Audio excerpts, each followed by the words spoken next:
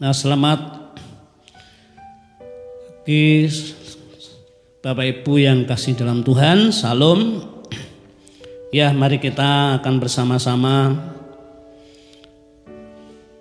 sebelum menaikkan doa syafaat, kita akan merenungkan firman Tuhan untuk mengalasi kita semua untuk berdoa. Untuk mari kita akan membaca firman Tuhan di dalam Injil Matius. Injil Matius pasal 15. Yang tidak asing lagi bagi kita baca ayat 21 sampai 28. Injil Matius pasal 15 kita baca ayat 21 sampai dengan ayat 28. Demikian firman Tuhan akan saya bacakan. Lalu Tuhan Yesus pergi dari situ dan menyingkir ke daerah Tirus dan Sidon. Maka datanglah seorang perempuan Kanaan dari daerah itu dan berseru, "Kasihanilah aku ya Tuhan, anak Daud, karena anakku perempuan kerasukan setan dan sangat menderita." Tetapi Tuhan Yesus sama sekali tidak menjawabnya. Lalu murid-muridnya datang dan meminta kepadanya, "Suruhlah ia pergi. Ia mengikuti kita," dengan berteriak-teriak. Jawab Tuhan Yesus, "Aku diutus hanya kepada domba-domba yang hilang dari umat Israel." Tetapi perempuan itu mendekat dan menyembah dia sambil berkata, "Tuhan, tolonglah aku." Tetapi Tuhan Yesus menjawab, "Tidak patut mengambil roti yang disediakan bagi anak-anak dan melemparkannya kepada anjing." Kata perempuan itu, "Benar Tuhan, namun anjing itu makan remah-remah yang jatuh dari meja tuannya." Maka Tuhan Yesus menjawab dan berkata kepadanya, "Hai ibu, besar imanmu, maka jadilah kepadamu seperti yang kau kehendaki." Dan seketika itu juga anaknya sembuh. Sampai di sini. Nah, Bapak Ibu yang dikasihi Tuhan, setiap kita pernah dihadapkan suatu keadaan yang membuat seseorang itu bisa menjadi cemas ya, dan takut. Ya, entah itu karena ekonomi, karena pekerjaan, karena sakit ya, atau karena masa yang kedatang dan masalah-masalah lain. Ya, setiap kita pasti sering menghadapi yang sedemikian. Ya, kedatangan Kristus di dunia merupakan penggenapan janji Allah. Itu adalah untuk menyelamatkan umatnya. Sehingga bagi kita orang percaya, dalam menghadapi semua masalah, sehingga rasanya itu memang bisa cemas dan takut, namun ada penolong, yaitu Tuhan Yesus yang sanggup menolong menyelamatkan kita. Ya, di dalam firman Tuhan ini, yaitu di daerah Tirus dan Sidon, tempat di mana Tuhan Yesus menyingkir, itu bukan wilayah Israel. Di daerah itu ada seorang perempuan Kanaan yang mempunyai anak perempuan yang kerasukan setan, ya, dan sangat menderita.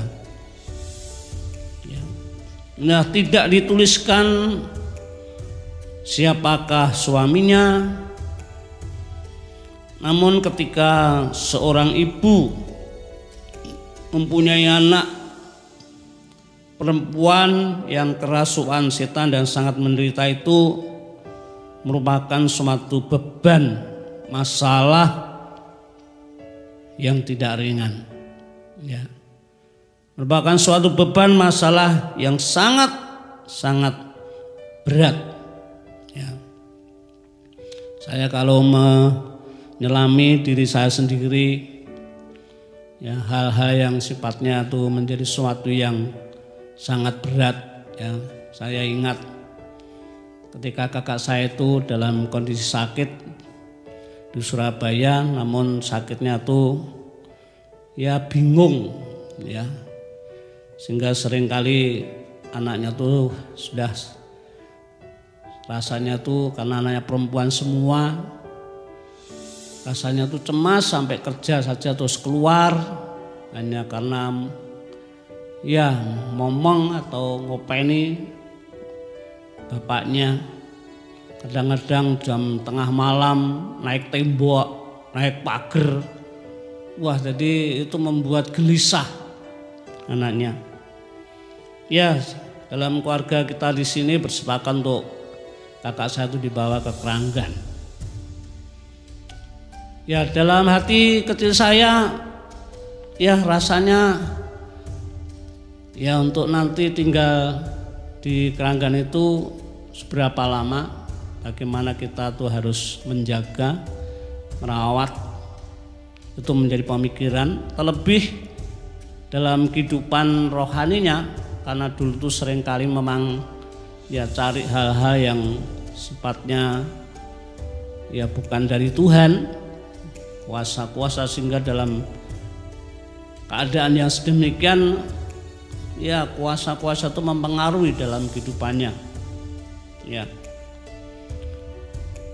Ya, saat itu saya hati kecil saya itu untuk selalu bagaimana hati saya terus dipagari dengan kuasa Tuhan Yesus.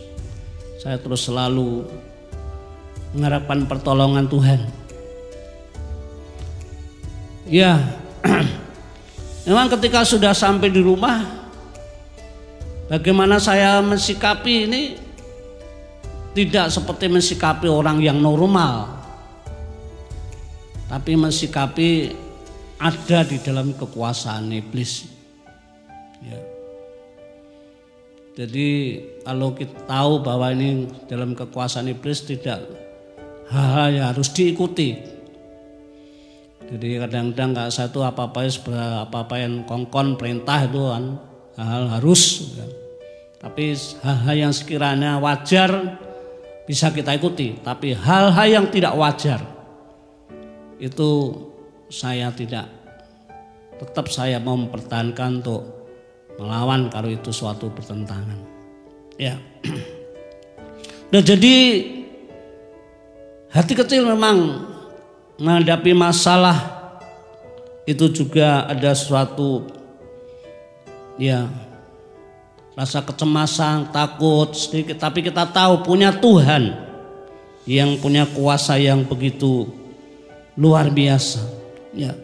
Jadi seperti yaitu perempuan Kanaan ini sebagai seorang ibu ketika mempunyai anak perempuan yang kerasukan setan dan sangat menderita, ini merupakan suatu beban masalah yang sangat berat.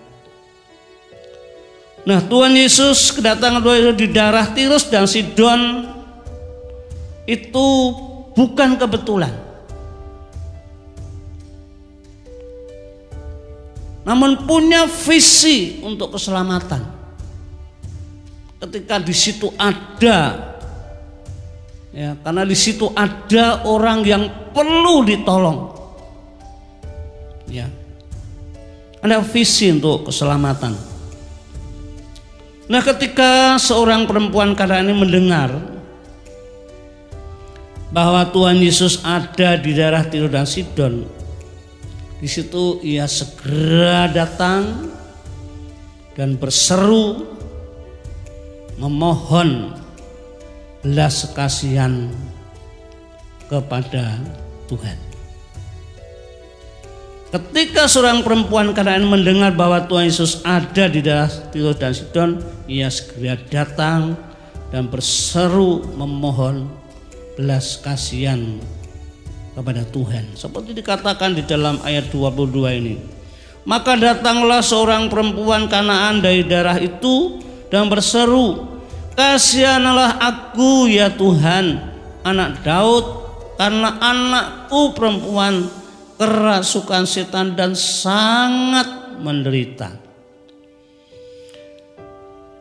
Nah, Bapak Ibu dan Saudara yang kasih Tuhan, ya, di dalam firman Tuhan ini itu menjadi pertanyaan, mengapa ketika seorang ibu perempuan Kanaan dalam keadaan beban atau masalah yang begitu berat, yaitu yang anaknya itu kerasukan setan dan sangat menderita, dan datang dengan memohon belas kasihan kepada Tuhan Yesus, tetapi tidak segera ditolong, ya, tidak segera ditolong, bahkan seperti tidak diperhatikan.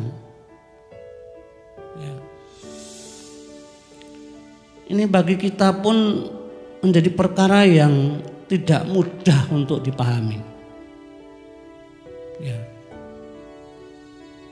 Ketika orang sudah begitu beban berat, memohon belas kasihan kepada Tuhan, karena tahu bahwa Tuhan Yesus itu kuasanya begitu luar biasa yang sudah tersiar di mana-mana.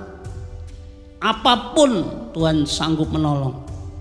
Namun ini seorang perempuan Kanaan ketika datang kepada Tuhan dengan memohon belas kasihan, di situ tidak segera ditolong, bahkan seperti tidak diperhatikannya.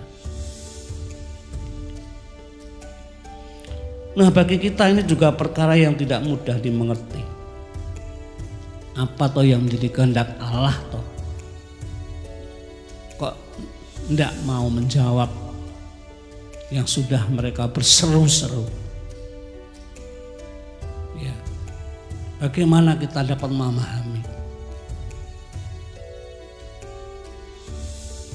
Ya, seperti ada firman, ya,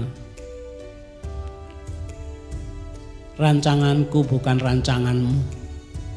Ya Tuhan, di dalam Yesaya pasal 55 itu, rancanganku bukan rancanganmu. Jadi untuk mengerti, memahami akan Allah itu kadang-kadang sulit untuk dipahami. Ya, seperti peristiwa yang terjadi ketika murid-murid di perahu ditimpa gelombang, dan Tuhan Yesus satu tidur. Ini pun juga seolah kok seperti dibiarkan begitu saja, ya, seperti dibiarkan begitu saja. Nah, Bapak Ibu yang kasih dalam Tuhan, namun di sini kita bisa melihat bagaimana bagi perempuan Kanaan ketika memohon belas kasihan kepada Tuhan Yesus, dan kemudian Tuhan Yesus sama sekali tidak menjawabnya. Ini ditangkap sebagai ujian iman. Ya. Sebagai ujian iman. Meskipun harus ya direndahkan, seperti tidak dianggap, ya direndahkan seperti anjing, tidak dianggap mengganggu. Ya. Namun di situ tidak putus asa. Ya, tidak putus asa. Ya, ini diperkuat dengan apa yang pernah Tuhan Yesus lakukan. Ya. Meskipun ketika datang kepada Tuhan rasanya tidak diperhatikan, tidak menjawab, ya direndahkan seperti anjing, dianggap orang asing, ya dianggap mengganggu oleh murid-murid Tuhan. Namun di situ perempuan Kanaan ini tidak putus asa. Dan itu kalau terjadi bagi kita sebagai anak-anak Tuhan tuh bisa protes. Ya, bisa protes. Ya, mungkin kalau kita ya sudah rasanya tuh udah berat, sampai berdoa, mungkin sudah puasa. Ya, tapi kok seolah-olah tidak didengar, itu bisa kecewa, ya, bisa kecewa. Ya, namun di sini kita melihat perempuan Kanaan ini tidak sedemikian. Dia tidak putus asa. Ini membuktikan bahwa perempuan Kanaan ini tidak berhenti untuk selalu berjuang di dalam iman. Ya. Jadi dalam hal mencapai sesuatu tujuan, masalahnya begitu berat. Ya. Secara manusia sudah mustahil. Namun kalau kita tetap berpegang pada firman Allah, ya meskipun secara manusia sudah mustahil, tapi kalau berpegang pada prinsip bahwa di dalam Tuhan tetap bisa menolong, itu memang perlu perjuangan iman yang lebih lagi. Saya dihadapkan suatu keadaan diri saya pernah dalam kondisi nol, sudah berkeluarga, itu benar-benar ya saya dihadapkan suatu tantangan yang cukup berat. Sudah berkeluarga, punya anak kecil, dalam kondisi pekerjaan, dalam kondisi yang nol. Saya keluar dari perusahaan hanya dengan uang hanya seberapa puluh ribu aja tahun 80-an. Tapi saat waktu itu berdoa, puasa, mohon pertolongan Tuhan. Tuhan itu seperti kan memberikan suatu hikmat, apa yang kamu punya. Seperti ketika Tuhan Yesus bertanya kepada murid-murid untuk 5.000 orang, untuk jumlah orang yang begitu besar. Hanya ada 5 roti dan 2 ikan. Satu waktu berdoa, Tuhan keadaanku seperti 5 roti dan 2 ikan. Aku hanya punya ini, punya ini, punya ini. Ya. Saya belajar untuk melangkah dengan perkara yang kecil. Waktu itu melangkah dengan perkara dengan iman, membeli suatu barang ya dengan harga beberapa macam. Saya waktu itu membeli buku berapa macam aja, enggak sampai 10, harganya sekian-sekian, kalau partai sekian, kalau acara sekian. Saya mencoba menerobos pada suatu sekolahan-sekolahan. Puji Tuhan, setiap datang ada jalan keluar, ada pesan jumlah yang tidak sedikit. waduh, benar-benar walaupun hal-hal yang sederhana Tuhan bisa pakai. Akhirnya saya waktu itu bisa seluruh Kartasura Sastori SD Kartasura, seluruh Kartasura dengan jumlah yang tidak sedikit, dan tempat lain di Colomadu. Jadi kadang-kadang kita dihadapkan suatu tantangan, kita perlu perjuangan iman yang lebih lagi. Seperti perempuan Kanaan tidak pernah berhenti berjuang di dalam iman melalui doa, permohonan. Itu sangat perlu. Jadi tidak putus asa, tidak kecewa, tetap terus. Karena tahu bahwa Allah itu Allah Maha Kasih, bahwa Allah itu penolong. Itu terus dipegang dalam hidupnya. Saat itu benar-benar karena keadaan sudah kecepit bahwa orang karena punya anak yang sakit keras yang dirasuk setan. Bagi seorang ibu tantangan yang cukup berat. Tapi saya melihat bagaimana perjuangan iman dari perempuan Kanaan ini sangat luar biasa. Ini seperti apa yang sudah diberikan Tuhan Yesus dalam suatu perumpamaan. Ya. Di dalam Injil Lukas pasal 18. Coba kita akan baca di dalam Injil Lukas pasal 18 ayat 1.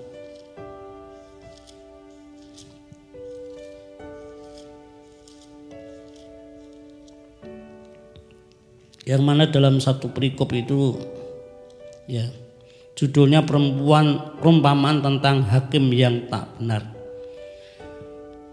Dalam Lukas 18:1 Tuhan Yesus mengatakan suatu perumpamaan kepada mereka untuk menegaskan bahwa mereka harus selalu berdoa dengan tidak jemu-jemu. Ya, ini diumpamakan dalam suatu kota ada seorang hakim yang tidak takut akan Allah, hakim yang lalim. Namun di situ ada seorang janda yang miskin yang selalu datang kepada hakim itu untuk yaitu untuk mohon pembelaan atas segala masalahnya. Ya. Bagaimana dia terus tidak henti-hentinya datang untuk mohon kepada hakim yang lalim itu. Ya, mungkin waktu itu datang terus ditutup. Dah, besok lagi datang lagi, tidak. Tapi bolak-balik datang. Ya. Sehingga rasanya hakim yang lalim ini risih. Dino-dino kok mau worong ganggu wong nyambut gawe. Ya bisa. Malah sebel ya. Jadi daripada repot-repot lantas langsung ditolong. Ya. Sehingga saat itu ya istilahnya janda ini ditolong oleh hakim yang lalim, walaupun ya bagaimanapun juga tidak henti-hentinya ya untuk datang kepada Tuhan. Ya. Nah Bapak Ibu yang kasih dalam Tuhan, ini sesuatu yang penting bagi kita. Ketika kita sudah percaya Yesus, kita yakin bagaimana perbuatannya itu sangat ajaib. Tidak ada sesuatu yang bagi Tuhan itu sesuatu yang mustahil. Ya. Kita kadang-kadang dihadapkan suatu masalah yang kadang di luar kemampuan kita. Namun yang menjadi pertanyaan, adakah kita seperti perempuan Kanaan ini? Terus tidak henti-hentinya berjuang di dalam iman melalui doa. Ya, seperti peristiwa yang terjadi di negeri ini, ya terus Bapak Gembala menganjurkan tetap terus bagaimana kita berdoa untuk negeri ini. Ya kelihatannya seperti sesuatu yang tidak ada dampaknya. Ya kita doa itu apa toh? Ya, tapi kita punya keyakinan bahwa Tuhan kita, ketika kita berdoa, Tuhan itu selalu ada di tengah-tengah kita. Kehadirannya ya itu pasti akan berbuat sesuatu yang besar untuk bangsa dan negara. Ya. Jadi Bapak Ibu dan Saudara yang kasih Tuhan, jadi perjuangan di dalam kehidupan iman ini sangat penting di dalam kehidupan kita ketika kita menghadapi. Sebab kita yakin bahwa kita tuh punya Tuhan yang hidup, punya Tuhan yang pasti menolong. Seperti perumpamaan seorang janda ini. Ya. Terus tidak henti-hentinya. Ya. Nah, Bapak Ibu yang kasih dalam Tuhan, jadi ini punya arti pentingnya doa ya. Dengan tidak jemu-jemu. Itu adalah bagian daripada iman. Doa dengan tidak jemu-jemu ini adalah juga termasuk bagian daripada iman. Ya. Kita terus mensikapi di dalam kehidupan kita sehari-hari. Kita tuh tidak lepas dari masalah. Namun kita jangan sampai kita tenggelam dalam masalah, menjadi kacau, tapi kita harus tetap mengedepankan prinsip-prinsip iman, mengedepankan Allah kita. Walaupun yang kita hadapi kadang-kadang dalam kehidupan sehari itu berat, entah itu karena fisik, sakit atau masalah yang lain, tapi kita punya keyakinan Tuhan itu lebih besar dari masalah. Itu perlu diperjuangkan dalam kehidupan kita dari hari ke hari. Ya.